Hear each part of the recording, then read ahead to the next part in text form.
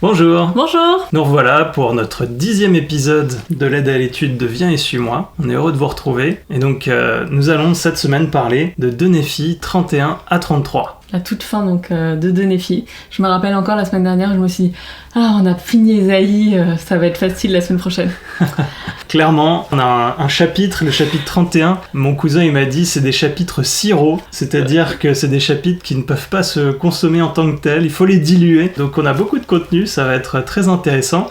Et juste pour commencer, l'invité du podcast Follow Him s'appelle Kerry Milstein, et c'est un professeur d'écriture ancienne à BYU, titulaire d'une licence en psychologie, d'une mineure en hébreu. Il a publié 9 livres. En plus, il a été en 2012 sélectionné par le Princeton Review comme l'un des 300 meilleurs professeurs du pays. Je trouve que c'est assez prestigieux. Ah, je savais pas cette information. C'est un bel épisode où ils vont dans le détail, dans les écritures. Donc il y a peut-être moins de citations choc. C'est très riche dans la doctrine du Christ. Et c'est ce qu'on va voir. Alors commençons tout de suite avec notre pépite de la semaine, notre verset phare. Quel est ton verset, Angina ? J'ai sélectionné 2 Néphi 33, verset 1. Et particulièrement la fin du verset, mais je vais le lire en entier. « Et maintenant, moi, Néphi, je ne peux écrire toutes les choses qui étaient enseignées parmi mon peuple. Et je ne suis pas non plus puissant à écrire comme je le suis à parler. Car lorsqu'un homme parle par le pouvoir du Saint-Esprit, le pouvoir du Saint-Esprit porte ses paroles dans le cœur des enfants des hommes. » Et donc là, en fait, Néphi, il s'excuse parce qu'il pense que le fait de donner son message par écrit rend son message moins puissant que s'il avait pu nous parler directement. Parce qu'il dit que lorsqu'on parle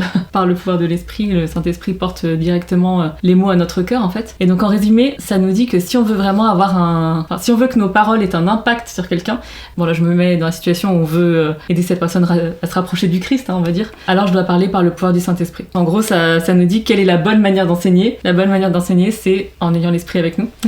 Par l'esprit. Et donc personnellement, ça m'a touchée en fait en tant que parent, parce que je pense que mon rôle d'enseignement le plus important, c'est auprès de mes enfants. Et donc ça me donne encore plus de motivation ou la pression au choix d'être vraiment digne d'avoir l'esprit avec moi, afin de pouvoir enseigner dès qu'une occasion se présente, parce qu'on nous dit bien qu'on ne doit pas enseigner nos enfants lorsque nous on est prêts à enseigner, mais lorsque eux sont prêts à apprendre, et que toutes les situations peuvent être des occasions d'enseignement en fait, donc on doit être toujours prêt. C'est intéressant parce que je suis allée regarder dans le Scripture Citation Index, je pourrais vous expliquer juste après ce que c'est, et pour ce verset j'ai vu que plusieurs discours qui étaient cités en fait c'était des discours sur le thème de l'éducation des enfants. Par exemple, donc j'ai trouvé juste une ou deux petites citations que je voulais partager avec vous. Dans un discours de Cheryl Elsplin donné en avril 2012 et intitulé « Enseigner à nos enfants à comprendre », elle a dit « Néphi a enseigné que le rôle du Saint-Esprit est de porter la vérité dans le cœur des enfants des hommes. Notre rôle en tant que parents est de faire tout ce que nous pouvons pour créer une atmosphère où nos enfants peuvent sentir l'influence de l'Esprit et puis de les aider à reconnaître ce que sont ces sentiments. » Et dans un autre discours de Bradley Foster, qu'il a donné en octobre 2015, intitulé « Il n'est jamais trop tôt ni trop tard », je vous encourage à lire ce discours parce qu'en fait je l'ai relu en entier et il est vraiment génial. Il nous dit « En tant que parents en Sion, vous avez reçu le don du Saint-Esprit. Si vous priez pour être guidés, il vous montrera tout ce que vous devez faire pour éduquer vos enfants. À mesure que vous développez des méthodes d'apprentissage, le pouvoir du Saint-Esprit porte votre enseignement dans le cœur des enfants. » Donc voilà mon verset pépite pour cette semaine. Et juste un petit mot sur le Scripture Citation Index, c'est pas facile à prononcer, j'en ai parlé juste avant. En fait, il s'agit d'un site internet et d'une application qui ont été créés par 2 professeurs de BYU et qui continuent d'être actualisés à chaque conférence générale avec l'aide d'étudiants de BYU. Et en gros, l'idée, c'est qu'on peut chercher un verset d'écriture et ils nous relisent ce verset avec tous les discours de conférences générales qui citent ce verset. Et donc c'est hyper intéressant, donc c'est en anglais. Mais voilà, pour ceux que ça intéresse, ça donne aussi les liens vers les discours et aussi quelques autres sources, notamment les enseignements du prophète Joseph Smith. On va mettre le lien en description de la vidéo. Voilà. Juste pour rebondir sur le verset que tu as choisi, je me souviens dans le podcast, à un moment, il dit aussi les paroles qu'on prononce, on peut parfois voir l'effet du Saint-Esprit sur les personnes à qui on le dit. C'est pour ça que Néphi, il sait que ça a un impact. Par contre, les choses qu'on écrit, lui, il a pas vu l'impact que ça a sur nous aujourd'hui. Et c'est pour ça qu'il se lamente un petit peu en disant ça n'a pas le même effet. Mais en fait, il le sait pas, mais pour nous, ça a clairement le même effet. Donc il y a peut-être ce décalage aussi qui le pousse à dire ça. Et alors toi ? Eh ben moi j'ai choisi une écriture vraiment phare pour tout le monde, je pense, bien connue. C'est dans 2 Néphi 31, le verset 20. Mais j'ai choisi surtout le début du verset 20 parce que j'ai une expérience très particulière. Et je vais commencer par cette expérience en fait, avant de lire le passage. Donc j'étais missionnaire en Angleterre et j'ai servi dans la ville de Christchurch. Il faut savoir qu'à Christchurch... C'est bien ce nom de ville. N'est-ce pas? À Christchurch, il y avait des longues rues dans lesquelles on faisait du contacting, c'est-à-dire qu'on arrêtait les personnes dans la rue pour essayer de leur parler de l'évangile. Et il faut savoir qu'il y avait un truc vraiment particulier, c'est qu'il y avait l'église du diable là-bas aussi. Donc des gens qui adoraient le diable, et je me souviens même une fois, on s'était fait un peu agresser par un gars un peu fou dans la rue qui criait des louanges au diable. Enfin, c'était vraiment bizarre. Il y avait une atmosphère un peu pesante. Avec les 3 compagnons que j'ai eus, on avait vraiment du mal en fait à trouver des gens réceptifs. Je me souviens de ce jour particulier où ça faisait peut-être 2 heures qu'on marchait, on arpentait les rues sans avoir aucun succès. Je commençais à être vraiment découragé, fatigué, on approchait de midi, j'avais juste envie de rentrer manger. Et tout à coup, l'esprit m'a dit, il faut marcher résolument, avec constance dans le Christ, en ayant une espérance d'une pureté parfaite. Et j'ai vraiment ressenti ça, alors c'était en anglais bien sûr, hein, to walk with steadfastness in Christ. Et l'idée de marcher résolument avec constance dans le Christ, alors que j'étais en train de marcher et que j'étais fatigué et que j'avais pas envie, ça m'a vraiment motivé, j'ai ressenti l'esprit avec force. Et là, je dis à mon compagnon, non, il faut qu'on continue encore un peu. Et je savais pas trop pourquoi, mais je savais qu'il fallait que je le fasse. Quelques minutes plus tard, j'ai arrêté une dame dans la rue. C'est la seule fois de toute ma mission où j'ai ressenti de faire une approche en parlant de la société de secours. Okay. C'est un peu particulier, hein, quand même. En disant, oui, on a la société de secours, c'est une organisation de femmes, etc. Et là, son visage s'est illuminé, elle avait l'air super intéressée. Elle a dit, oui, bien sûr, vous pouvez m'en parler. Et donc, j'ai récupéré son numéro de téléphone, etc. Et elle était pas dans ma zone. Donc, j'ai dû donner le nom de cette personne à mes zone leaders, qui étaient dans la zone juste à côté. J'en ai plus entendu parler, jusqu'à ce que 3 semaines plus tard, alors qu'il y avait une réunion de missionnaires à l'église, j'apprends qu'il y a le baptême de cette sœur. Et voilà, c'était très fort. J'ai pas eu l'occasion de l'enseigner, mais j'ai eu l'occasion de la rencontrer au bon moment, d'avoir reçu les mots qu'il fallait au bon moment, et parce que j'avais cette écriture, il faut marcher résolument avec constance dans le Christ qui m'est venu à ce moment précis. Donc je peux témoigner par ça que vraiment le Christ il nous guide, et le Saint-Esprit nous dira ce qu'il faut faire. Je le sais, enfin j'ai eu cette belle expérience. C'est une expérience un peu lointaine de mission, mais ça a trait directement avec cette écriture, c'est pour ça. Et puis aussi une dernière chose, je trouve que c'est magnifique cette formulation « marcher résolument avec constance dans le Christ » parce que ça reprend les mots du rêve de Léhi où il y a 4 groupes de personnes et le dernier, c'est ceux qui marchent résolument et qui se saisissent de la barre de fer plutôt que s'agrippent à la barre de fer et qui ensuite se laissent choir devant l'arbre, ils tombent à genoux pour l'adorer et prennent du fruit, ils ne font pas attention à la honte du monde. Quand nous, missionnaires, on était dans ces rues, on se sentait parfois vraiment jugés. On devait ne pas faire attention à la honte du monde pour faire cette œuvre, en fait. Je trouve que tout était vraiment relié d'une façon très puissante. Donc voilà ma pépite cette semaine. Juste pour clarifier une chose que tu as dite auprès de nos auditeurs, tu as dit c'était en anglais, bien sûr, sous-entendant que la langue de l'esprit c'était l'anglais. Non, je n'ai pas sous-entendu ça. Non, mais je pense que ce que tu veux dire, c'est vu que tu étais en mission, tu t'étais mis à rêver en anglais, à tout penser en anglais, donc l'écriture t'est venue en anglais. Voilà. Mais si l'esprit doit vous parler, il vous citera pas forcément l'écriture en anglais. Non, clairement pas. Là, ça faisait 14 mois, donc tout venait en anglais, c'est pour ça. Merci beaucoup pour cette belle expérience. Lisons à présent l'introduction du manuel. La petite phrase, c'est « tel est le chemin ». En anglais, c'est « this is the way ». Ça claque encore plus, mais tel est le chemin. Surtout ça claque parce que c'est ce que le Mandalorien dit en anglais. This is the way. Voilà. Donc sur tous les podcasts anglophones, vous avez la blague du Mandalorien qui dit This is the way. Nous, on ne peut pas la faire parce que tel est le chemin, ça marche pas. Alors, de Néphi 31 à 33. Parmi les dernières paroles écrites par Néphi, il y a celle-ci. C'est ce que le Seigneur m'a commandé, et je dois obéir. C'est un bon résumé de la vie de Néphi. Il a cherché à connaître la volonté de Dieu, et y a obéi courageusement, que ce soit en risquant sa vie pour obtenir les plaques d'airain de Laban, en construisant un bateau et en traversant l'océan, ou en enseignant fidèlement la doctrine du Christ avec clarté et puissance. Néphi parlait avec persuasion de la nécessité de marcher résolument, avec constance dans le Christ, et de suivre le sentier étroit et resserré qui conduit à la vie éternelle, parce que c'est le sentier qu'il avait suivi. Il savait par expérience que ce sentier, bien qu'exigeant par moments, est aussi joyeux et qu'il n'y a aucun autre chemin, ni aucun autre nom donné sous le ciel par lequel l'homme puisse être sauvé dans le royaume de Dieu. Alors pour commencer, évidemment on va parler de la doctrine du Christ, obligé. Et en fait j'ai essayé de décortiquer un petit peu le chapitre 31 concernant la doctrine du Christ et je me suis rendu compte qu'il y a en fait plus de choses que ce qu'on a en tête habituellement. Donc en gros on aime bien les choses simples, type bullet point. Et donc la doctrine du Christ, on va directement penser au 4e article de foi, la foi, le repentir, le baptême, le Saint-Esprit. Et on peut aussi étoffer un tout petit peu en allant voir dans Prêcher mon évangile au chapitre 3, la leçon 3 qui s'intitule l'évangile de Jésus-Christ. On peut lire l'évangile de Jésus-Christ est le moyen de venir au Christ. Il est suffisamment simple pour qu'un enfant puisse le comprendre. Cette leçon est centrée sur l'évangile et la doctrine du Christ, notamment la foi en Jésus-Christ, le repentir, le baptême, le don du Saint-Esprit et la persévérance jusqu'à la fin. Elle met également l'accent sur la manière dont l'évangile est une bénédiction pour tous les enfants de Dieu.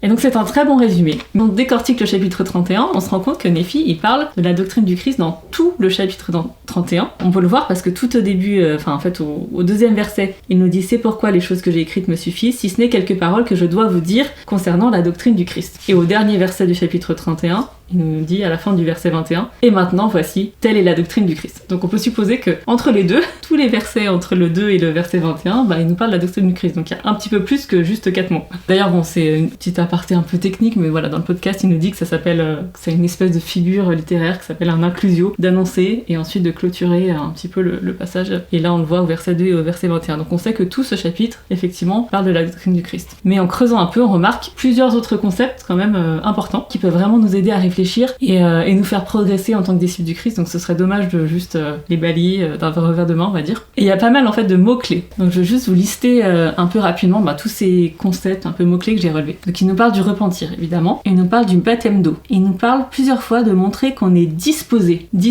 à faire plusieurs choses, disposé à le suivre, disposé à suivre les commandements du Père. Il nous parle de la notion d'intention réelle. Il nous parle de suivre l'exemple du Christ, de faire ce qu'il a fait. Il nous parle de prendre le nom du Christ sur nous. Il nous parle de recevoir le Saint-Esprit ou baptême de feu. Il nous parle de persévérer jusqu'à la fin. Se reposer sur les mérites de celui qui est puissant à sauver, la foi, l'espérance et la charité, se faire un festin de la parole du Christ. Donc voilà, donc il y a un petit peu plus que 4 points, et il y en a certains, on pourrait quand même y passer un petit moment, parce que, par exemple, se faire un festin de la parole du Christ, je pense qu'on pourrait aussi en parler pendant un moment. Justement, tu parlais de la foi, de l'espérance et de la charité, et on l'associe pas forcément à la doctrine du Christ, mais à un moment, il parle dans le podcast de cette écriture dans Moroni 8, au verset 25 et 26, ils disent « C'est un résumé, un condensé de la doctrine du Christ », et donc je lis « Les prémices du repentir, c'est le baptême. Le baptême vient par la foi pour accomplir les commandements, et l'accomplissement des commandements apporte le pardon des péchés. Et le pardon des péchés apporte la douceur et l'humilité de cœur. Et à cause de la douceur et de l'humilité de cœur vient la visitation du Saint-Esprit, lequel consolateur remplit d'espérance et d'amour parfait, amour qui subsiste par la diligence dans la prière, jusqu'à ce que vienne la fin, lorsque tous les saints demeureront avec Dieu. » Et on voit clairement comment la doctrine du Christ va nous transformer, nous apporter douceur, humilité. Il y a beaucoup de qualités du Christ ici, de vertus chrétiennes,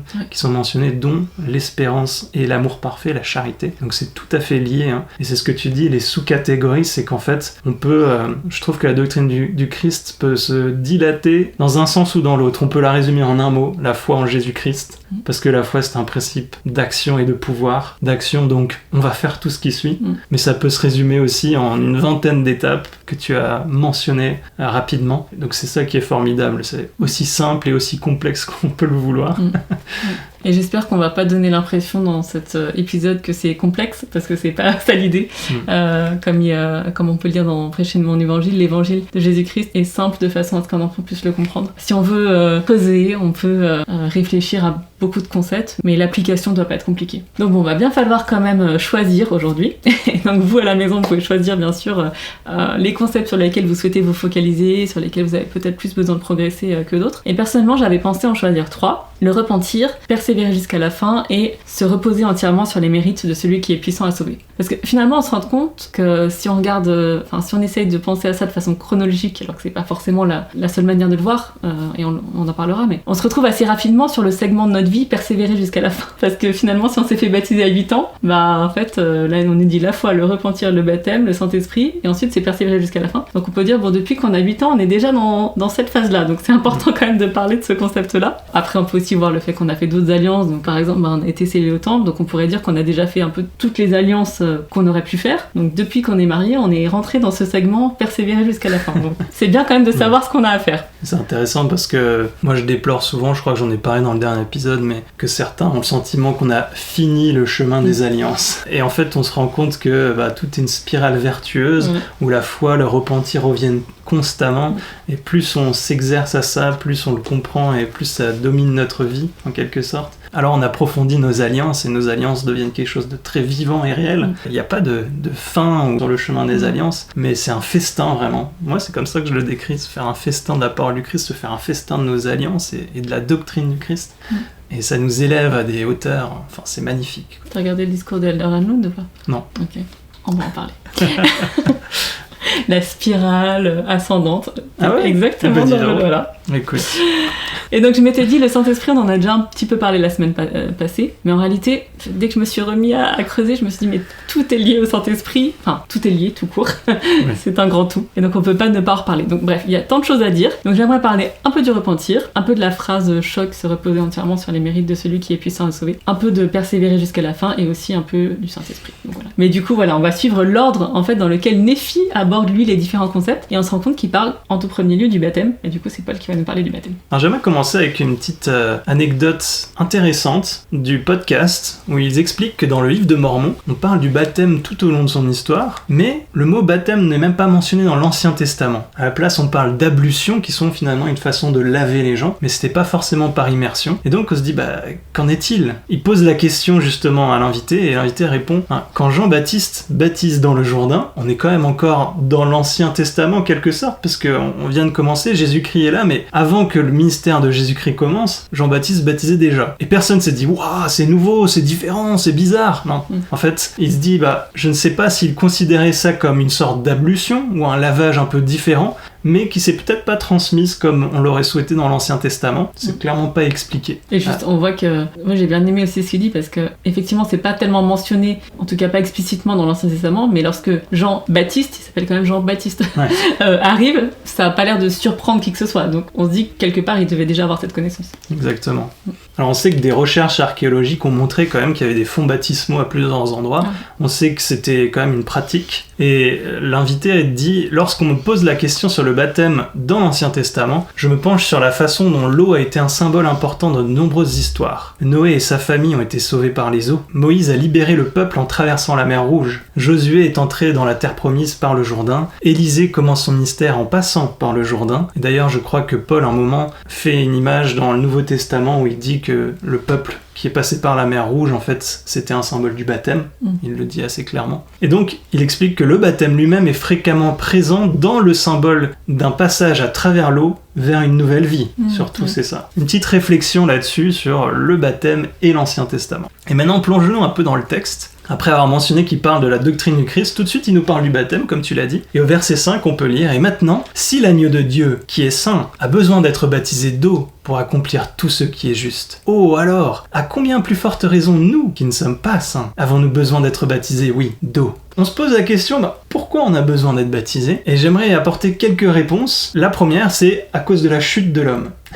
Pour comprendre la nécessité du baptême, il faut comprendre la nécessité de la chute. Et ça, on en parle très bien dans un épisode du podcast où on couvre de Néphi, les chapitres 1 et 2, on parle de la chute. Et on dit, pour comprendre la rédemption, il faut comprendre la chute. Pour comprendre l'importance du baptême, il faut comprendre la chute. Donc je vais prendre juste deux écritures qui expliquent un petit peu ça. La première, c'est dans Moïse 6, 59. Il y a un dialogue dans les versets précédents entre Dieu et Adam. Et d'ailleurs, au verset 53, Adam dit à Dieu « Mais pourquoi l'homme a besoin de se faire baptiser ?» Et là, Dieu explique pourquoi. Et au verset 59, il dit « C'est en raison de la transgression que se produit la chute, laquelle chute apporte la mort. Et étant donné que vous êtes nés dans le monde par l'eau, le sang et l'esprit, que j'ai fait, et qu'ainsi de la poussière est sortie une âme vivante, de même vous devez naître de nouveau d'eau et d'esprit. » Alors je vais m'arrêter là sur le verset, on va utiliser la suite plus tard. Mais ici, Dieu dit, vous êtes nés sur la terre, vous êtes déchus en quelque sorte, et vous avez besoin de naître d'eau et d'esprit à nouveau. On peut penser à Jésus dans le Nouveau Testament qui dit, si un homme ne naît d'eau et d'esprit, ne peut hériter le royaume de Dieu. On peut aussi lire dans 3 Néphi 27, 19, c'est l'autre écriture que je voulais citer, et j'aime beaucoup celle-là, elle résume vraiment bien notre situation. Et rien d'impur ne peut entrer dans son royaume, c'est pourquoi rien n'entre dans son repos. Et s'il n'y avait pas eu Jésus-Christ, et si on ne pouvait pas être baptisé, là, l'écriture s'arrêterait là.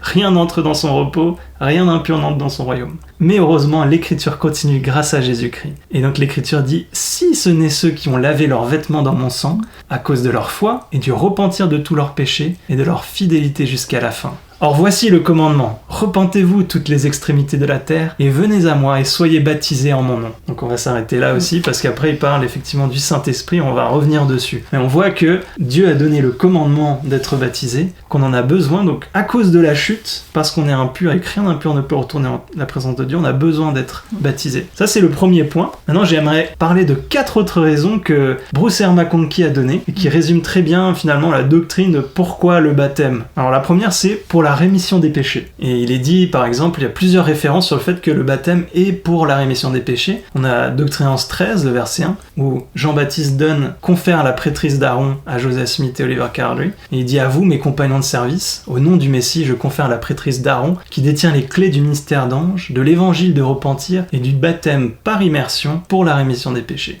Dans Doctrinance 19, 31, on lit la même chose, où Jésus-Christ commande à Joseph Smith: tu ne parleras pas de dogme, mais tu annonceras le repentir, la foi au Sauveur et la rémission des péchés par le baptême et par le feu, oui, par le Saint-Esprit. Et enfin, une écriture qu'il fallait quand même citer, Doctrinance 27, 37, où il parle de comment on se prépare à ce baptême. De plus, à titre de commandement à l'Église, concernant la manière de baptiser, tous ceux qui s'humilient devant Dieu, désirent être baptisés, se présentent le cœur brisé et l'esprit contrit, témoignent devant l'Église qu'ils se sont sincèrement repentis de tous leurs péchés et sont disposés à prendre sur eux le nom de Jésus-Christ, étant déterminés à le servir jusqu'à la fin. Là, on entend beaucoup des points que tu as mentionnés tout à l'heure. Et montrent vraiment par leurs œuvres qu'ils ont reçu de l'Esprit du Christ pour la rémission de leurs péchés, là vient la rémission des péchés, ceux-là seront reçus par le baptême dans son Église. Donc ça c'est le premier point, on est baptisé pour la rémission des péchés.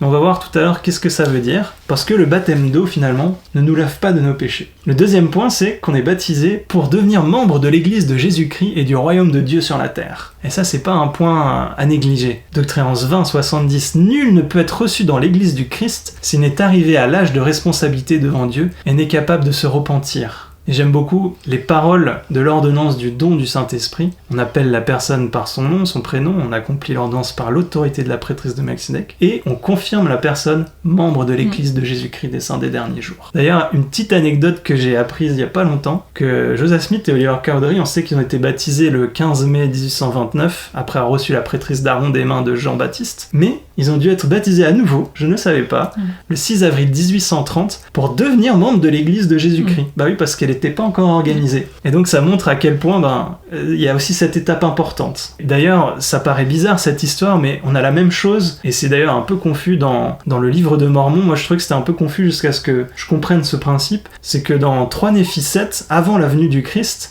il y avait des baptêmes, mais ensuite quand il est arrivé, ils ont été à nouveau baptisés. On peut lire quelques passages. 3 Néphi 7, les versets 24, 25 et 26. Tu veux les lire ? Or, je voudrais que vous vous souveniez aussi qu'il n'y en eut aucun de ceux qui avaient été amenés au repentir qui ne fut baptisé d'eau. Il y eut des hommes qui furent ordonnés par Néphi à ce ministère, afin que tous ceux qui viendraient à eux fussent baptisés d'eau, et cela pour témoigner et attester devant Dieu et au peuple qu'ils s'étaient repentis et avaient reçu le pardon de leurs péchés. Et il y en eut beaucoup, au commencement de cette année-là, qui furent baptisés en vue du repentir, et ainsi passa la plus grande partie de l'année. Donc ça c'est avant que le Christ vienne. Okay. Et ensuite, le Christ vient, et il ordonne les 12 disciples pour avoir le pouvoir de baptiser, et il leur dit aussi, et la foule l'entend pas, mais ça c'est plus tard, on apprend plus tard dans le livre de Mormon qu'il leur donne aussi le pouvoir, finalement il leur dit, une fois que vous baptiserez, l'Esprit viendra. Et dans 3 Néphi 19, il se passe ceci justement. Et il arriva que Néphi descendit dans l'eau et fut baptisé. Ok. Et il sortit de l'eau et commença à baptiser, et il baptisa tous ceux que Jésus avait choisis.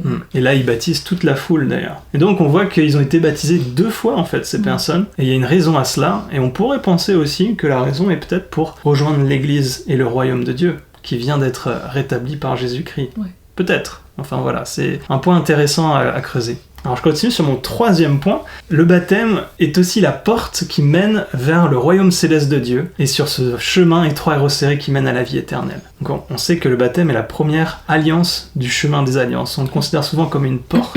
Et il n'y a pas longtemps, j'ai entendu frère Christopherson dire « Il n'y a pas de magie dans les eaux du baptême. Lorsque nous faisons baptiser, nous faisons alliance avec Dieu. » Et l'alliance, elle est expliquée dans Mosia 18, 8. Si vous désirez entrer dans la bergerie de Dieu et être appelé son peuple et être disposé à porter les fardeaux les uns des autres afin qu'ils soient légers, oui, et être disposé à pleurer avec ceux qui pleurent, oui, et à consoler ceux qui ont besoin de consolation, et à être les témoins de Dieu en tout temps et en toutes choses et dans tous les lieux où vous serez, jusqu'à la mort, afin d'être rachetés par Dieu et d'être comptés avec ceux de la première résurrection, afin que vous ayez la vie éternelle. J'ai coupé, mais la fin de l'écriture dit « Alors qu'avez-vous contre le fait d'être baptisé ? Soyez baptisés. » Et là, en fait, j'ai juste pris les passages où il décrit l'alliance du baptême. Dans le podcast, ils disent une petite phrase choc. Il dit « L'un des aspects les plus importants du baptême est que nous témoignons par nos actes. Nous devenons le symbole, nous devenons le témoignage. » C'est puissant pour nous, personnellement, mais c'est aussi puissant que le Christ l'ait fait. C'est intéressant, juste effectivement, ce mot de symbole, parce que le baptême est une ordonnance. le fait d'être plongé dans l'eau, c'est l'ordonnance, donc c'est le symbole, c'est le geste vraiment tangible, visible qu'on fait, et qui est associé à une alliance que tu viens de décrire. Et donc, effectivement, l'eau en elle-même, elle n'est pas magique, elle ne nettoie pas, tout comme le fait de manger un petit bout de pain et un peu d'eau le dimanche à la Sainte Seine, c'est pas ça qui nous purifie, mais c'est l'acte, le symbole de ce qu'on fait, où on se rend compte que Dieu aime bien nous faire quelque chose de physique, qui est le symbole d'un engagement qui est intérieur. Exactement, et aussi ça accomplit les commandements. C'est quelque chose qu'on peut lire dans 3 Néphi 17, je crois, quand le Christ institue la Sainte Seine, il leur donne l'eau, le pain, et il leur dit « Béni êtes-vous, car ce que vous avez fait accomplit mes commandements. Et si vous le faites toujours, vous serez bâtis sur mon roc. » Et finalement, comme tu dis, c'est pas l'eau ou le pain, c'est pas l'eau du baptême non plus qui a ce pouvoir, c'est un symbole, mais en le faisant, on accomplit les commandements, et là, on peut avoir la suite. Et donc on va voir la suite. Donc c'est pas ce qu'on fait qui est important, mais c'est le fait de le faire comme symbole de quelque chose. Le 4e point que Brossard McConkie mentionne, c'est que c'est la porte par laquelle nous commençons à être purifiés. Et ça, on le voit dans le verset de 3 Néphi 27 que j'ai lu. Donc maintenant, je vais aborder la suite. Repentez-vous, toutes les extrémités de la terre, et venez à moi et soyez baptisés en mon nom, afin d'être sanctifiés par la réception du Saint-Esprit, afin de vous tenir sans tâche devant moi au dernier jour. On voit qu'ici, c'est le Saint-Esprit qui a ce rôle de nous sanctifier, mais on va voir un peu plus tard qu'il a d'autres rôles aussi, mais ce ne sont pas les eaux du baptême qui vont nous purifier, ni nous sanctifier d'ailleurs, mais c'est une étape nécessaire pour montrer qu'on rentre en alliance avec Dieu, qu'on obéira à ses commandements et qu'on peut ainsi recevoir le Saint-Esprit. Et en fait, je sais qu'ils en parlent à un moment du podcast, donc je sais pas si tu allais le dire, mais que le Saint-Esprit, c'est vraiment... c'est une partie du baptême, quoi. On pourrait voir le baptême d'eau, le baptême de feu, ça va ensemble. Oui, exactement. D'ailleurs, c'est dans la nouvelle version de Prêcher mon évangile, ils ont un petit peu clarifié ça. Ils ont dit, il n'y a pas 2 ordonnances séparées, c'est une seule qui va ensemble.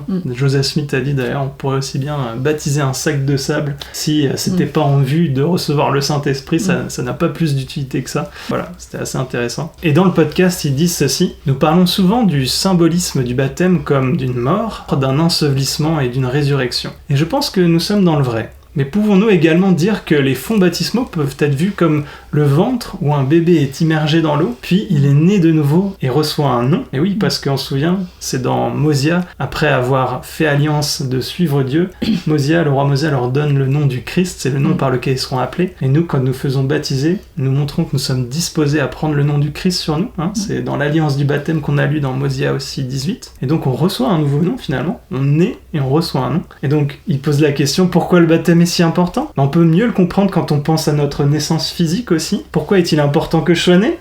Sans ça, je n'aurais pas de vie, je serais pas là. C'est le point de départ. Il en est de même pour notre vie spirituelle. Pourquoi avons-nous besoin d'être nés spirituellement? Sans ça, il n'y a pas de vie spirituelle. Pour moi, sans le baptême et cette renaissance spirituelle, on ne peut pas rentrer dans le royaume de Dieu parce qu'on est tout simplement pas en vie, en fait, spirituellement. Donc c'est pour ça que c'est une exclusion complète et totale. Il n'y a pas d'autre moyen parce qu'on a besoin d'avoir cette naissance spirituelle.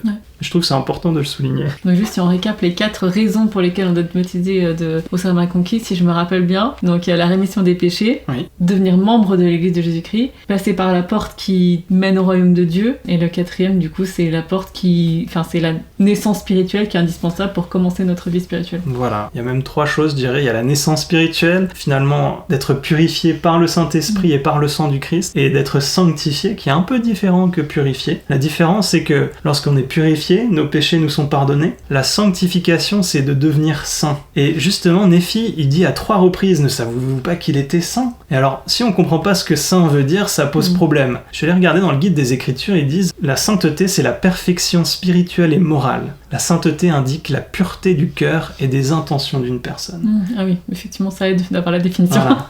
Donc il y a une différence entre être purifié de nos péchés, pur et être on saint, est pardonné, on est pur, mais être saint, c'est finalement être semblable au Christ, avoir les qualités du Christ, de la perfection spirituelle et morale. Et donc, c'est là où ça a tout son sens que Néphi dise « Il s'est fait baptiser, mais ne savez-vous pas qu'il était saint ?» Mais malgré qu'il soit saint, il montre aux enfants des hommes que selon la chair, il s'humilie devant le Père et témoigne au Père qu'il lui obéira en gardant ses commandements. Et en l'occurrence, le Christ, il était pur et il était saint. Exactement. Et nous, on peut être pur sans être encore saint, si je comprends bien. Et exactement, en fait, la pureté n'est pas la sainteté, puisque la sainteté est la perfection. Nous, on va avoir la sanctification, c'est un processus qui va nous amener à cette sainteté, à devenir comme le Christ. Et le baptême est la porte de cette sanctification, c'est ce que dit Bruce R. McConkie. Et justement, il donne aussi les 4 raisons, selon lui, pour lesquelles Jésus avait besoin d'être baptisé. Okay. Et donc les 2 premières, on vient de les lire, c'est qu'il s'humiliait devant le Père, et qu'il faisait alliance avec le Père d'obéir à ses commandements. Il s'humilie devant le Père et témoigne au Père qu'il lui obéira en gardant ses commandements. Donc ça, c'est les 2 premières raisons. Dans le podcast, il dit, il y a une ironie intéressante d'ailleurs là-dedans, c'est que même s'il n'avait pas besoin du baptême pour la rémission des péchés, ni pour être sanctifié, il devait être baptisé parce que son Père a ordonné à tout le monde d'être baptisé. Et le Christ n'aurait pas été obéissant s'il n'avait pas été baptisé. Mais ici, l'accent est mis sur le fait que le Christ fait la volonté de son Père, il fait toujours la volonté de son Père, il s'humilie et témoigne qu'il gardera ses commandements. Donc ça, c'est les 2 premiers points. Humilité, alliance qu'il obéira à Dieu. Donc finalement, pour le Christ, c'est plus par obéissance et par exemple, j'imagine que tu vas le dire, et voilà, c'est plutôt que pour les raisons du baptême qui sont les nôtres. Ouais, tout à fait. Le 3e point, c'est il donnait un exemple à suivre à tous les enfants des hommes, que Bruce R. McConkie cite, puisque c'est dans les versets 8, 9 et 10, où il dit « Lorsqu'il fut baptisé d'eau, le Saint-Esprit descendit sur lui sous la forme d'une colombe, et encore cela montre aux enfants des hommes combien est resserré le sentier, et étroit la porte par laquelle il doit entrer, lui-même leur ayant donné l'exemple. Et il dit aux enfants des hommes, verset 10, « Suivez-moi !» Pouvons-nous donc, mes frères bien-aimés, suivre Jésus si nous ne sommes pas disposés à garder les commandements du Père ? Et le Père nous a commandé de nous faire baptiser. Exactement. La 3e raison, il s'humilie, il fait alliance d'obéir à Dieu et il donne un exemple à suivre pour tous les enfants de Dieu. Et il y a une 4e raison que j'ai trouvée très intéressante, et heureusement il la commente, parce que dans les autres raisons il les donne juste comme ça et il met un passage d'écriture, mais là heureusement il la commente, sinon j'aurais pas trop compris. Il dit « Il devait être baptisé pour retourner au royaume céleste de Dieu ». Et il explique « Si le roi du royaume lui-même ne pouvait pas entrer dans son état supérieur d'exaltation prémortelle sans se soumettre à ses propres lois éternelles pour l'admission dans ce royaume, comment est-ce que quiconque puisse s'attendre à recevoir une gloire céleste sans être baptisé par la bonne autorité ?» Et ensuite il fait le lien, d'ailleurs c'est pour ça qu'il existe les baptêmes par procuration pour les morts. Et donc c'est intéressant de voir que même pour retourner au royaume céleste de Dieu, selon Bruce R. McConkie, Jésus-Christ, qui est le roi de ce royaume, avait besoin d'être baptisé. Et si on continue juste dans la logique de Néphi, là du coup j'ai donné les 4 raisons pourquoi on doit être baptisé, les 4 raisons pourquoi le Christ s'est fait baptiser. Et au verset 13, on explique tout ça et ensuite on arrive au vrai point, je pense, au point culminant, comme tu l'as dit, c'est le Saint-Esprit. C'est pourquoi, mes frères bien-aimés, je sais que si vous suivez le Fils d'un cœur pleinement résolu, ne commettant ni hypocrisie, ni tromperie devant Dieu, mais avec une intention réelle, vous repentant de vos péchés, témoignant au Père que vous êtes disposés à prendre sur vous le nom du Christ par le baptême, oui, en suivant votre Seigneur et votre Sauveur dans l'eau selon sa parole, voici, alors, vous recevrez le Saint-Esprit. Oui, alors vient le baptême de feu et du Saint-Esprit. Et alors vous pouvez parler dans la langue des anges et crier des louanges au sein d'Israël. Donc on voit que tout ce qui était avant est vraiment préparatoire à recevoir le Saint-Esprit. Et pourquoi ? On a déjà vu qu'il va nous purifier de nos péchés, il va nous aider à être sanctifiés, c'est tellement important. Et ici, un tout petit détail du podcast, il parle de parler dans la langue des anges, de crier des louanges au sein d'Israël. Ils disent, mais en quoi le fait d'avoir le Saint-Esprit nous incite-t-il à crier des louanges au sein d'Israël ? Et une petite remarque qui m'a touché, c'est peut-être que le Saint-Esprit nous aide à voir clairement qui est le Seigneur. Il nous montre les choses telles qu'elles sont. Et une fois qu'on l'a vu, c'est comme lorsqu'on a vu l'arbre pour ce qu'il est vraiment. Et alors on tombe devant lui et on l'adore. C'est Hank qui dit ça. Ouais, complètement. Donc ici, on comprend que tout ce qui vient avant le baptême et l'ordonnance du baptême elle-même sert à nous préparer pour recevoir le Saint-Esprit. Et même si le baptême est pour la rémission des péchés, c'est préparatoire. Comme je l'ai dit plus tôt, j'ai entendu frère Christopherson dire qu'il n'y a pas de magie dans les eaux du baptême. Les eaux du baptême, en elles-mêmes, ne nous lavent pas de nos péchés, mais en entrant dans les eaux du baptême, nous faisons alliance avec lui. Et ce principe, il est répété par Elder Renlund dans la conférence générale d'octobre 2023, la dernière qui a eu lieu. Il dit, dans son discours, « Le trésor c'est Jésus-Christ. À 8 ans, je supposais à tort que les eaux du baptême lavaient les péchés. Ce n'est pas le cas. » Et là, je me suis dit, waouh, quand j'ai écouté la conférence, pour moi, c'était de quoi il parle. Je me souviens très bien, quand j'étais jeune, on me disait, oui, tu vas être comme une page blanche après le baptême, etc. Et il continue. Au cours des années qui ont suivi mon baptême, j'ai appris que c'est le pouvoir de Jésus-Christ qui ôte les péchés, par son sacrifice expiatoire, lorsque nous contractons et respectons l'alliance du baptême. Ensuite, grâce au don du repentir, nous pouvons rester purs. J'ai également appris que la Sainte Seine entraîne dans notre vie un puissant cercle vertueux qui nous permet de conserver la rémission de nos péchés. Et donc c'est ça, on peut se demander comment on est lavé de nos péchés. Ici, il donne un premier indice, c'est le pouvoir de Jésus-Christ qui ôte les péchés. Et j'aimerais juste citer 3 petites écritures où il parle d'une façon un tout petit peu différente. Comment vient le pardon des péchés. 2 Néphi 31, 17, c'est la suite de ce qu'on a lu. La porte par laquelle vous devez entrer est le repentir et le baptême d'eau. Et ensuite vient le pardon de vos péchés par le feu et par le Saint-Esprit. Donc là, il dit clairement le Saint-Esprit et le feu. C'est intéressant, dans le podcast, ils disent que le feu, qu'est-ce qu'il fait ? Il transforme les choses. Moroni 8, je l'ai lu tout à l'heure, mais juste ce petit passage. Les prémices du baptême, c'est le repentir. Et le baptême vient par la foi pour accomplir les commandements. Et l'accomplissement des commandements apporte le pardon des péchés. Donc là, il y a une sorte de petit raccourci, parce que le pardon des péchés vient par le Saint-Esprit, mais il vient préalablement parce qu'on a accompli les commandements. Et c'est ce qu'on disait, il y a des symboles, mais ces symboles nous permettent d'accomplir le commandement. Et heureusement que ce n'est pas juste par l'ordonnance du baptême que nous sommes purifiés de nos péchés, sinon après notre baptême, comment ferions-nous ? Ouais, c'est ça. Entre 8 ans et 99 ans, on fait voilà. Mais rappelons-nous, il y a la Sainte Seine qui nous permet de renouveler nos alliances chaque semaine. Et quelle est la promesse de la Sainte Seine ? Afin qu'ils aient toujours son esprit avec eux, cet esprit qui nous purifie. C'est bon, on s'arrête là. Ce sera court cette semaine. La boucle est bouclée. ouais, on va revenir dessus. Mais c'est complètement ça. C'est bien la pédagogie dans la répétition. N'est-ce pas ? Voilà. Alors, du coup, enchaînant sur le Saint-Esprit, moi, il y a déjà une chose, tu l'as mentionné comme ça au passage, mais j'avoue que j'avais jamais compris cette image de feu. Pourquoi le baptême de feu ? Et du coup, j'ai trouvé la remarque très intéressante donc, de Kerry Mulstein dans le podcast Fall Dream de cette semaine. Il dit « Le feu transforme l'état de quelque chose. Vous brûlez du bois, ça le change. Vous passez de l'état liquide et vous passez de l'état solide à l'état gazeux, par exemple. Cela change l'état de la chose. C'est ça le symbolisme du feu. Il va vous changer. Ainsi, vos péchés, la rémission de vos péchés et votre changement viennent du Saint-Esprit. Je ne veux pas minimiser le baptême, c'est un élément absolument crucial, mais c'est le commencement et le Saint-Esprit et l'aboutissement. Je pense qu'on l'a vu et Néphi l'exprime très bien dans le verset 13 du chapitre 31 d'ailleurs. Et il ajoute, et j'ajouterais que pour maintenir cet état de changement, on a besoin du repentir, pour conserver le pardon de nos péchés et rester digne de la compagnie du Saint-Esprit. Et du coup, moi personnellement, j'ajouterais que pour maintenir cet état, on a besoin du repentir. Donc, on en a déjà parlé plusieurs fois et on va en reparler, mais c'est ça, pour rester digne de la compagnie du Saint-Esprit. Donc maintenant, je comprends un petit peu mieux l'ordre dans lequel Néphi présente les choses. Parce qu'on s'est dit au début, 4e article de foi, la foi, le repentir, le baptême, le Saint-Esprit, alors que Néphi... part un peu dans tous les sens. Voilà, c'est pas aussi clair que ça. Et en fait, c'est parce que tout est lié. Bon, évidemment, il y a une logique dans ce que Néphi a écrit. Puis bien sûr, on peut pas aller au baptême sans avoir la foi préalablement en Jésus-Christ. Voilà. Puis on apprend que le baptême est efficace et on reçoit réellement le Saint-Esprit que si on s'est repenti au préalable. Donc la séquence est bien là, de toute façon. Complètement. Donc au chapitre 32, donc la suite, verset 21 du chapitre 31, Néphi nous dit « Telle est la doctrine du Christ ». Et début du verset 32, Néphi, il est un peu frustré. Donc il dit, donc, je sais pas, je me dis peut-être qu'il avait prévu de s'arrêter là, parce que voici, telle est la doctrine du Christ, Amen. Et 32, bam. Maintenant, voici mes frères bien-aimés, je suppose que vous méditez quelque peu dans votre cœur, c'est ce que vous devez faire après être entré par le chemin. Mais voici pourquoi méditez-vous ces choses dans votre cœur. Juste d'ailleurs, petite remarque, là c'est pas un méditer positif, c'est plus un pourquoi est-ce que vous triturez l'esprit à réfléchir à des trucs que je vous ai déjà expliqués, c'est plutôt ça. Ouais. Et 2 petites remarques, vous voyez à chaque fois il dit mes frères, et en fait je pense qu'il a à l'esprit qu'il s'adresse à la postérité de ses frères. Ouais. Et aussi, on a l'impression qu'il nous parle en live là, alors qu'il est il y a 600 ans avant, et il dit « Je viens de vous expliquer ça, mais je sais que en le lisant, vous allez vous poser des questions. » Et je me dis, mais quand il dit qu'il a vu notre époque, il nous a vus, j'ai l'impression qu'il est en train de nous voir, en train de lire nos écritures quand il dit ça. C'est vraiment très très impressionnant ce qu'il fait, je trouve. Le fait qu'il s'adresse directement à nous et de cette façon, waouh. Et qu'après il va dire « Je suis désolé, je suis pas puissant à écrire comme je suis puissant à parler. » On peut le rassurer, le message est passé. Ça va, t'as fait un bon travail, hein.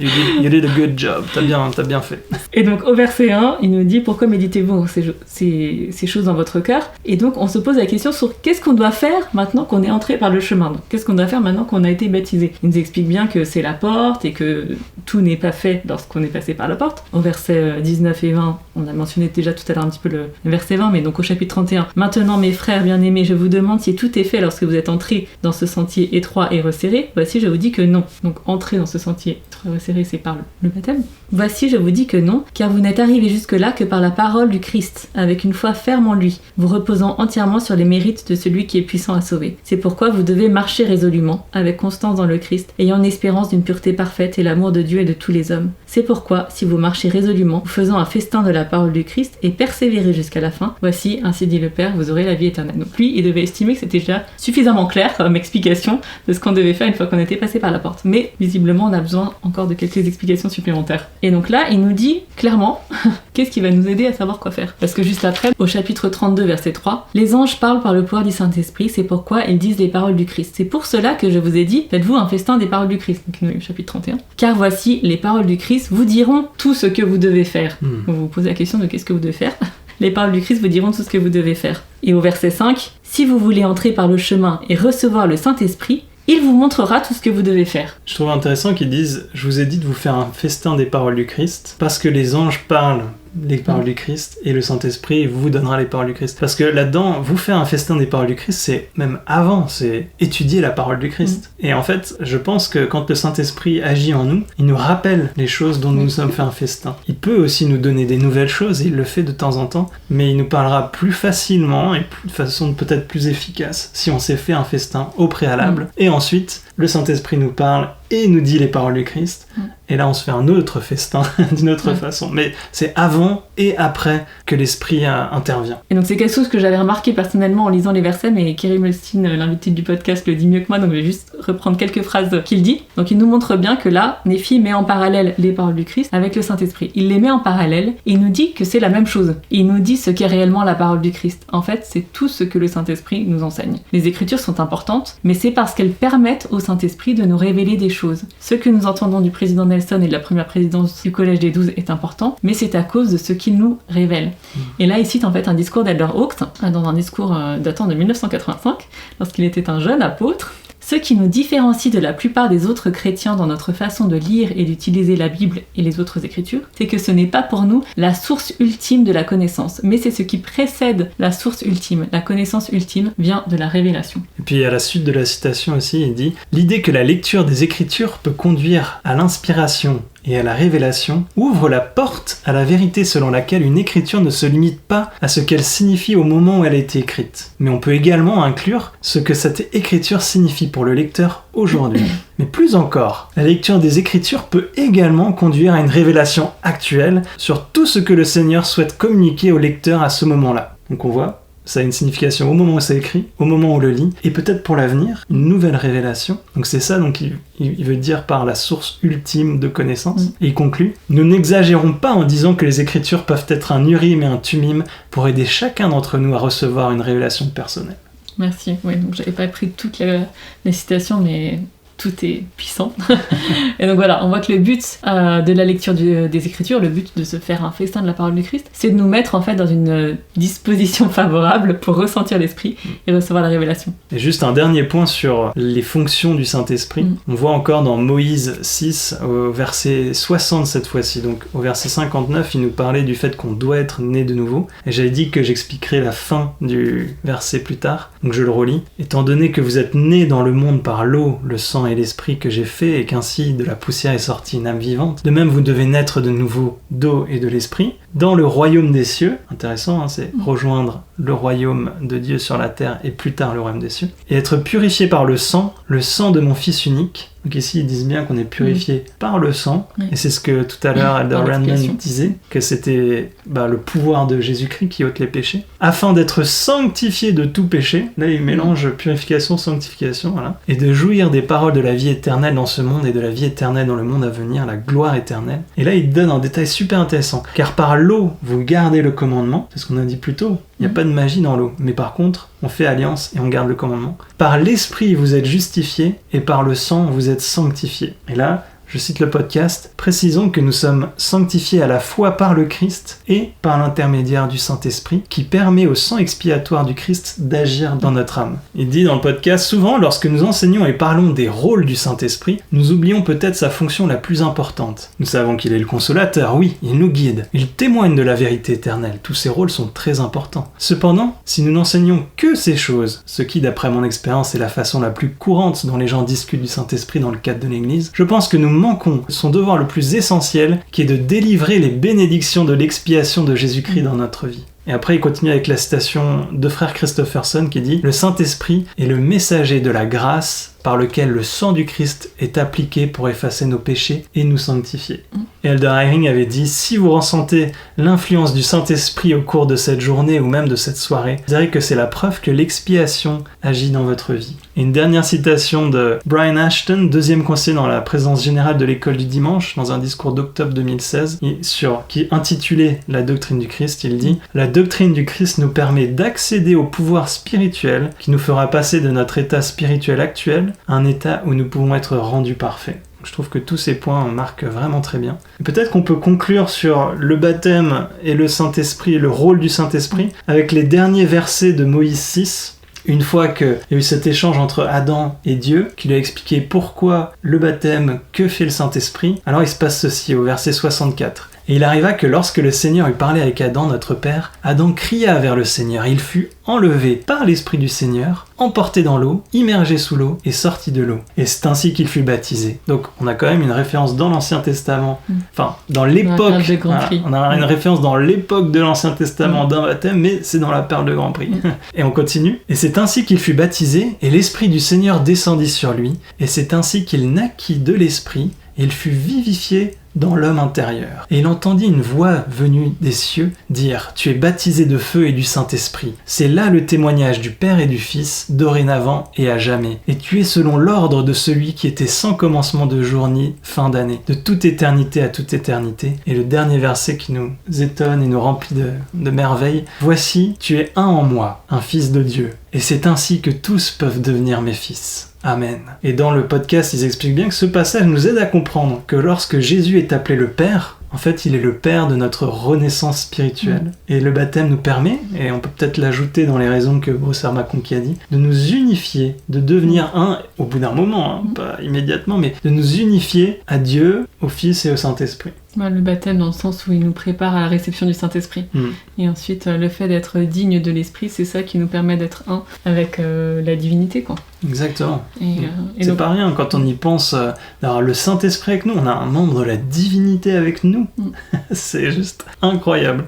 Et complètement. Et j'espère que, encore une fois, qu'on vous a pas embrouillé sur la doctrine du Christ, mais si on devait le résumer, tout à l'heure tu disais, on pourrait résumer en un mot la foi.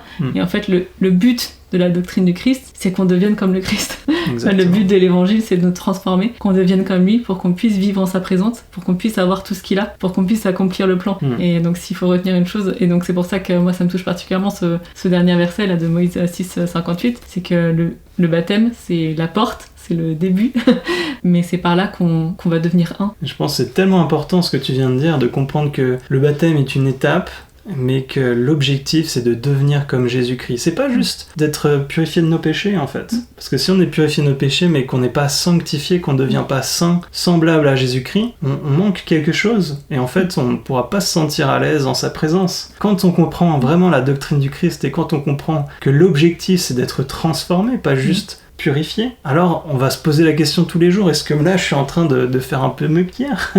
Est-ce que je suis vraiment en train d'être sanctifié par l'Esprit, qu'il me guide pour agir différemment, pour être différent? Parce que c'est ça l'objectif, c'est pas juste j'ai besoin d'être pardonné de mes péchés et puis je continue. Donc avant de parler du coup de persévérer jusqu'à la fin, parce qu'en fait ça c'est toute l'idée de persévérer jusqu'à la fin, c'est de continuer à se sanctifier. Juste un dernier mot sur le Saint-Esprit, parce qu'on a parlé de ces différents rôles, et effectivement l'important c'est de savoir comment est-ce que je suis digne d'avoir l'Esprit avec moi. Et donc là-dessus, Elder Bednar c'est le spécialiste du Saint-Esprit. Et il y a un discours qui s'intitule « Recevez le Saint-Esprit », je n'ai pas noté l'année, dans lequel il donne 3 façons de recevoir le Saint-Esprit. Et donc je cite Elder Bednar. « Que devons-nous faire pour que cette exhortation faite cette exhortation « Recevez le Saint-Esprit ». Cette exhortation faite avec autorité de rechercher la compagnie du troisième membre de la divinité devienne une réalité permanente. Je vous suggère que nous avons besoin de 1. Désirer sincèrement recevoir le Saint-Esprit. 2. Inviter comme il convient le Saint-Esprit dans notre vie. Et 3. Obéir fidèlement aux commandements de Dieu. Il est essentiel d'obéir fidèlement aux commandements si l'on veut recevoir le Saint-Esprit. Cette vérité se rappelle à nous chaque semaine quand nous écoutons les prières de Sainte Seine et quand nous prenons dignement le pain et l'eau. Lorsque nous nous engageons à venir prendre sur nous le nom de Jésus-Christ, à nous souvenir toujours de lui et à respecter ses commandements, nous recevons la promesse que nous pourrons toujours avoir son Esprit avec nous.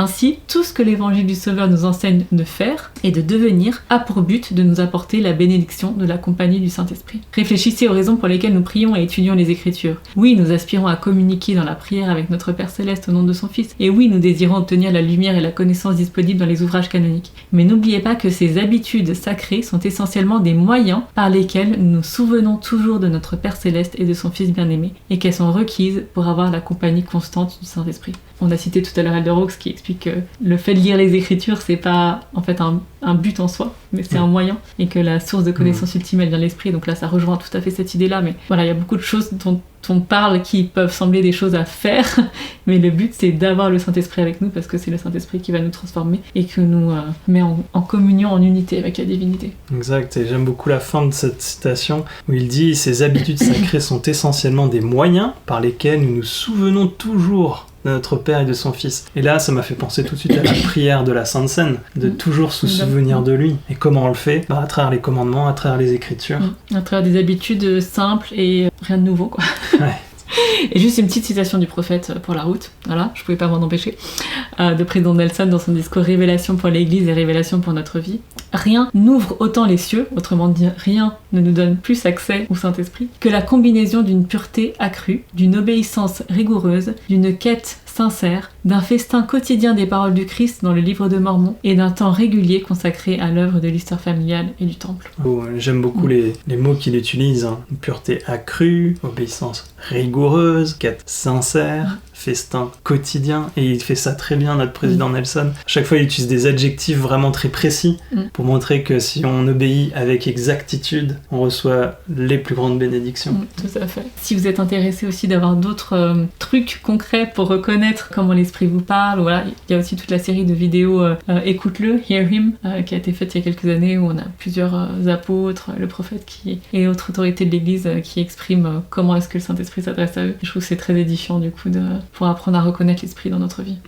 Avant de parler du rôle du Saint-Esprit en détail et aussi de comment on peut l'avoir avec nous, on s'était arrêté sur ces deux versets, les versets 3 et 5 de 2 Néphi 32, où ils nous disent que les paroles du Christ vous diront tout ce que vous devez faire, et ensuite que le Saint-Esprit vous montrera tout ce que vous devez faire. Et dans le podcast, ils disent, il nous dit et il nous montre. Est-ce que vous voyez une différence ? Ensuite, ils partagent une expérience merveilleuse de président Nelson qu'on a déjà peut-être entendu, mais là, il le cite, et c'est tiré du livre qu'il a écrit, Heart of the Matter, qui est sorti l'année dernière. Là, on n'a qu'une version anglaise traduite par nos propres moyens, mais la version originale peut se trouver dans ce livre. Et il explique donc cette expérience spirituelle merveilleuse où il démontre comment le Saint-Esprit lui a dit, puis lui a montré quelque chose. Alors je cite, « Beaucoup d'entre nous ont fait l'expérience du doux pouvoir de la prière. L'une des miennes a été vécue avec un patriarche du pieu du sud de l'Utah. Je l'ai rencontré pour la première fois dans mon cabinet médical il y a plus de 40 ans, à l'époque des pionniers de la chirurgie cardiaque. Cette âme sainte souffrait beaucoup à cause d'un cœur défaillant. Il implorait de l'aide en pensant que son état était dû à une valve cardiaque endommagée mais réparable. Un examen approfondi a révélé qu'il y avait 2 valves défectueuses. L'une pouvait être réparée chirurgicalement, l'autre non. Une opération n'était donc pas conseillée.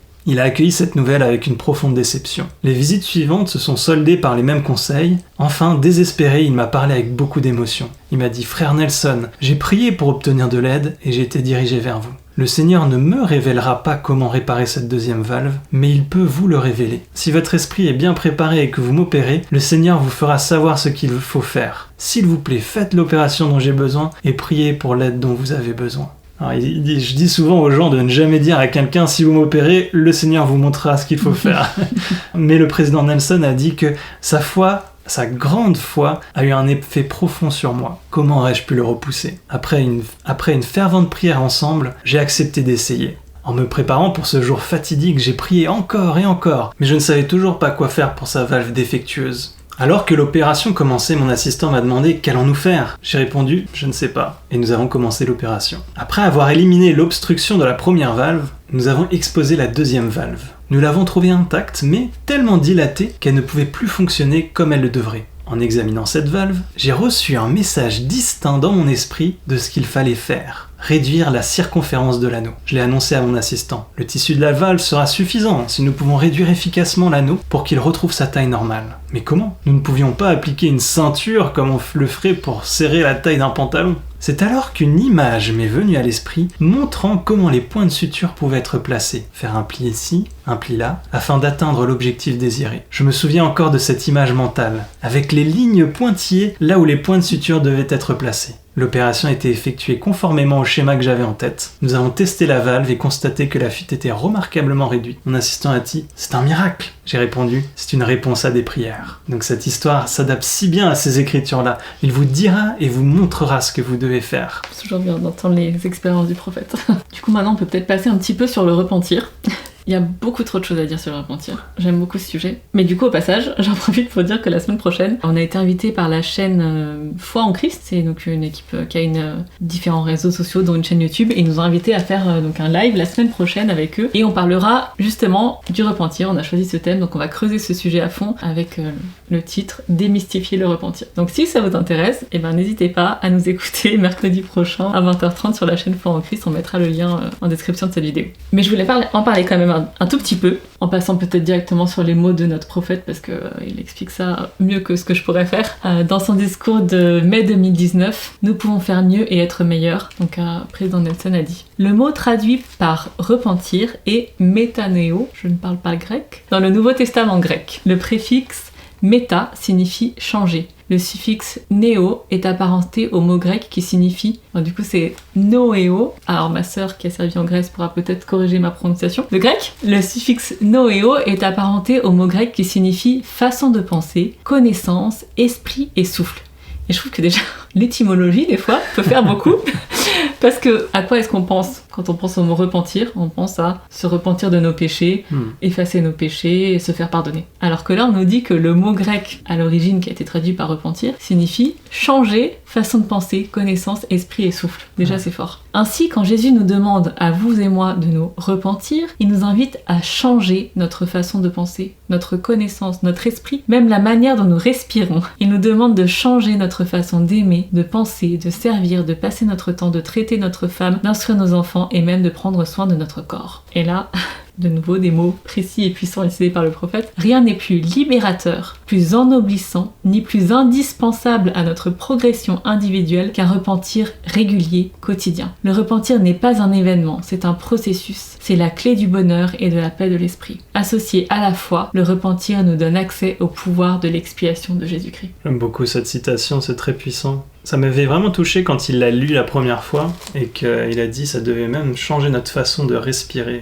Autant changer notre façon de penser, très bien, notre connaissance, notre esprit, ok, notre façon de respirer, voilà, de quoi il parle là, il divague. Et plus tard, j'ai réfléchi parce que à l'époque, j'étais en train de traverser une période de dépression où je me remettais petit à petit et je voyais des spécialistes de la santé et certains m'ont présenté des exercices de respiration pour se détendre et pour finalement aller mieux. Et j'ai appris par ça que oui, il y a différentes façons de respirer et qu'on peut être prêt à retenir notre souffle ou pas, et de libérer notre respiration peut avoir un impact fort sur notre corps et sur notre esprit. Et je me suis dit waouh, en fait si je fais le lien entre les deux, le prophète me dit que je dois me repentir et changer ma façon dont je respire, et là les médecins me disent qu'il y a une façon de respirer qui est meilleure que les autres. Enfin c'est magnifique quoi. Voilà, j'ai juste fait ce lien et ça m'a vraiment touché. Je voulais le mentionner. Tu me l'avais jamais dit, et donc moi-même en le lisant là j'ai un peu souri en disant même la manière dont nous respirons, mais du coup c'est profond ce que tu dis, donc merci beaucoup. Une autre petite citation que j'aime beaucoup, parce que pareil il l'exprime beaucoup mieux que ce que je pourrais vous dire, de Lynn J. Robbins des 70, qui date de mai 2018 et qui s'intitule Jusqu'à 70 fois cette fois. Oui d'ailleurs le titre ils l'ont traduit à la belge, voilà, 70 fois. Ou suisse. Ou suisse. Tout à fait. 70 fois cette fois pour nos amis francophones de France, 70, voilà. les Gaulois. Alors, le repentir est le don de Dieu. J'ai envie de m'arrêter sur chaque mot, mais le repentir est le don de Dieu toujours disponible qui nous permet de passer d'échec en échec sans perdre notre enthousiasme. Le repentir n'est pas son plan de secours pour le cas où nous échouerions. Le repentir est son plan, sachant que nous échouerons. L'évangile est un évangile de repentir. Et comme le président Nelson l'a dit, ce sera un programme de toute une vie. Bon voilà, du coup j'ai passé rapidement sur le repentir, mais je trouve que c'était une bonne transition vers le persévérer jusqu'à la fin. Mais tu avais peut-être une remarque à faire. Juste ici, ils disent que c'est de passer d'échec en échec sans perdre notre enthousiasme, mais ensuite ils disent que c'est un programme de toute une vie. Moi j'ai du mal à garder un enthousiasme sur toute une vie, à me dire que je vais avoir que des échecs. Donc c'est intéressant de dire comment les deux s'articulent vraiment. Je pense qu'il faut le vivre pour le comprendre. Je pense que c'est échec dans le sens où échec à être comme le Christ. Imperfection, faiblesse, péché à différents degrés. Oui, bien sûr. Voilà. Non, c'était plus sur cet aspect d'enthousiasme que je m'arrêtais. Je me disais, je suis enthousiaste de savoir que je vais continuer à échouer toute ma vie. Si on le présente comme ça, c'est vraiment étrange. Mais je pense, comme je le disais, qu'il faut le vivre pour le comprendre. Et que lorsqu'on se repent, il y a de la joie en fait. Il y a une vraie joie qui vient du repentir. Et si on se repent sincèrement, cette joie fait qu'on a un enthousiasme à suivre le Christ et qu'on a envie de continuer à le faire. Complètement. Je pense que j'avais tellement peur de dire trop de choses sur le repentir que j'ai beaucoup épuré tout ce que j'avais lu cette semaine. Mais en parlant de persévérer jusqu'à la fin, on va reparler un petit peu de tous les points. Il y a un discours de Elder Renlund auquel ils font allusion dans le manuel en fait de Viens sur moi de cette semaine. C'est un discours qu'elle a donné à une veillée de BYU, donc c'est un discours BYU Speeches. Mais j'ai remarqué que sur YouTube, il est disponible en version française sous-titrée. Donc pour ceux que ça intéresse, je vous encourage vivement à aller l'écouter. Il dure un peu moins de 30 minutes. Et en plus, il y a des visuels dans sa présentation, donc ceux qui me connaissent savent que souvent je fais que écouter en faisant autre chose, comme pied du linge ou faire à manger. Mais là, j'ai remarqué qu'il y a aussi des schémas. Et donc tout à l'heure, quand tu parlais de cette notion de spirale ascendante, et ben il y a un schéma dans le discours d'Elder Renlund qui est exactement ça. Donc je vais en parler. Mais juste pour introduire ce discours qui est donc vraiment très riche, où il parle vraiment, dans tout son discours en fait est dédié à la doctrine du Christ et à son application dans notre vie et à comment devenir un disciple à vie. Donc ils ont cette expression dans Prêcher mon évangile. Donc la conversion à vie. Le but c'est de devenir un disciple de Jésus-Christ pour toute la vie. Le but c'est qu'on entre dans ce chemin des alliances et qu'on persévère jusqu'à la fin. Et il explicite un petit peu tout ça en reparlant de la foi, du repentir, du baptême. Mais donc une petite phrase pour introduire. Persévérer jusqu'à la fin n'est pas une étape séparée de la doctrine du Christ. Il ne s'agit pas d'achever les 4 premières étapes, puis de marquer le pas, de serrer les dents et d'attendre la mort. Non, persévérer jusqu'à la fin veut dire répéter activement et intentionnellement les étapes. D'ailleurs, c'est super intéressant parce qu'il dit justement, on se dit pas qu'il faut serrer les dents, attendre la mort, parce que juste l'expression seule persévérer jusqu'à la fin nous donne cette impression.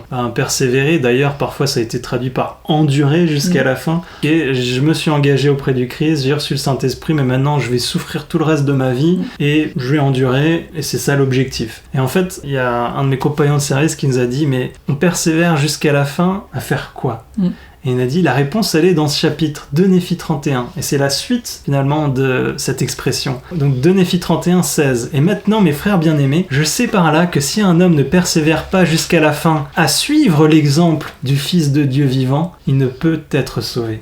Complètement. Et là, ça met les choses en perspective. Ça veut dire quoi ? Il le dit au verset suivant. C'est pourquoi faites les choses dont je vous ai dit, que j'ai vu que votre Seigneur et votre Rédempteur les feraient. Et c'est ça la doctrine du Christ. C'est pour cela qu'elles m'ont été montrées. Voilà. Pour que vous sachiez quoi faire.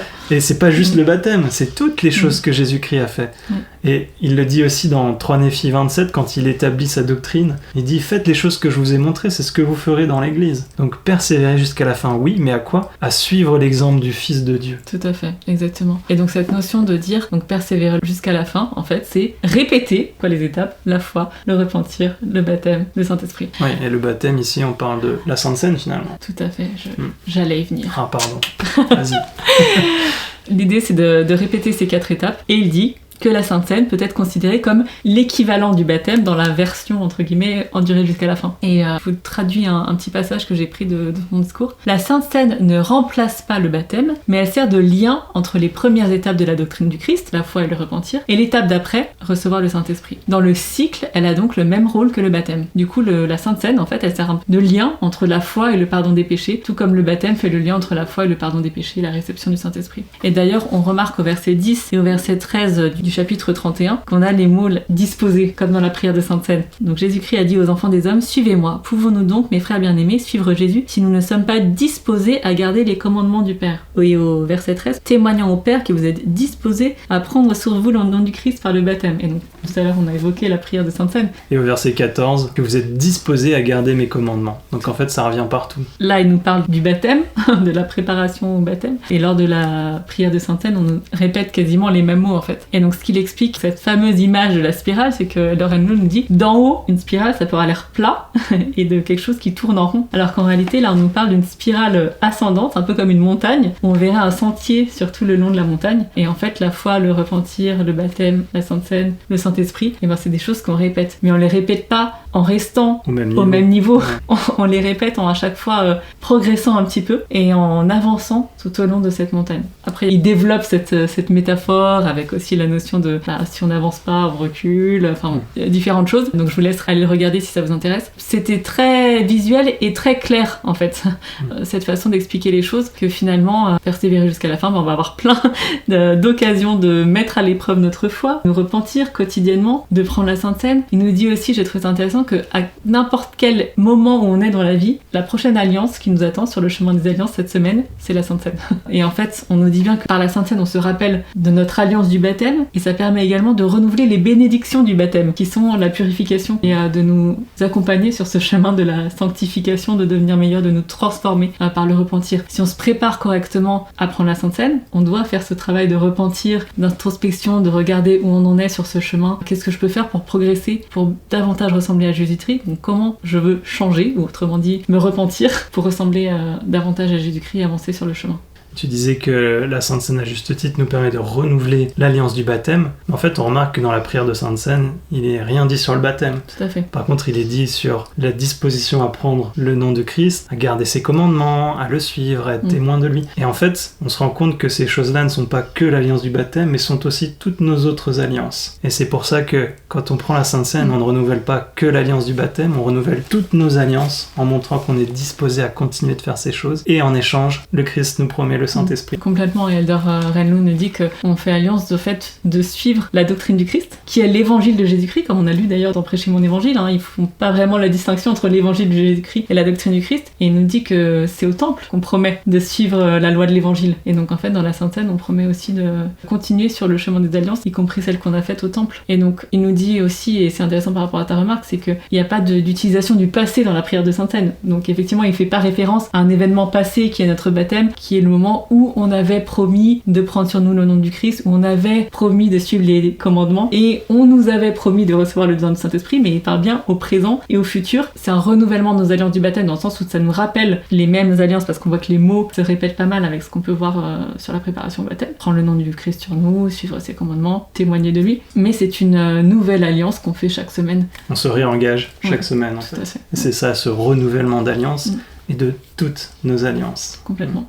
Une petite citation de Joseph B. Wirtling, qui était donc apôtre il y a quelques années, de novembre 2004, dans un discours intitulé « Avançons résolument ». Certains pensent que persévérer jusqu'à la fin veut dire simplement subir, quand tu dis ce mot endurer, veut dire simplement subir jusqu'au bout les problèmes qu'ils ont. C'est bien plus que cela. C'est le processus par lequel on va au Christ et l'on est rendu parfait en lui. On se répète beaucoup, mais c'est bien. On espère que le message passe. Exactement. C'est ça. On dit un peu la même chose avec d'autres mots, mais c'est dur de choisir. Persévérer jusqu'à la fin signifie que nous avons enraciné fermement notre vie dans le terreau de l'évangile, que nous restons dans le courant principal de l'église, servant humblement nos semblables, menant une vie digne du Christ et respectant nos alliances. Donc enraciné dans le terreau de l'évangile, on peut dire engagé dans ce processus, ce cycle de la doctrine du Christ.